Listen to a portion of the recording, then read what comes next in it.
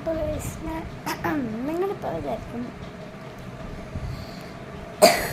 ഞാനിപ്പം എന്തിൻ്റെ കഴിക്കണതാണ്, എന്തായിരിക്കും കഴിക്കണത്? ഞാനിപ്പം പഴമാണ് കഴിച്ചുകൊണ്ടിരിക്കുന്നത്.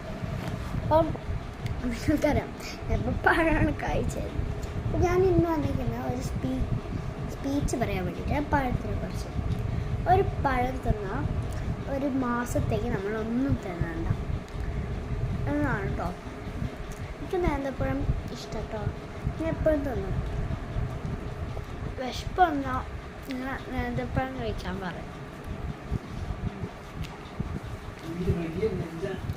നമ്മളെ നാട്ടിലെ ഏറ്റവും നല്ലൊരു പഴം പറയുന്നതും നേന്ത്രപ്പഴമാണ്. നല്ല എനർജിയൊക്കെ തരുന്നത് നേന്ത്രപ്പഴമാണ്. എനിക്ക്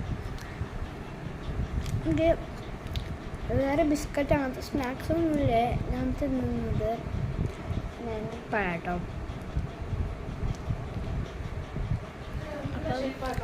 ഇത് നമുക്കറിയോ, നിങ്ങൾ ഈ നേന്ത്രപ്പഴം തിന്നുന്നുണ്ടെങ്കിൽ ഒരു കമൻറ്റ് ചെയ്യണം.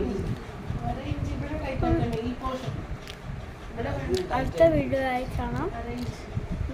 നേന്ത്രപ്പഴം ഇതുവരെ കമൻറ്റ് ചെയ്യണം കേട്ടോ, ലൈക്കും ചെയ്യണം, സബ്സ്ക്രൈബും ചെയ്യണം. ബൈ.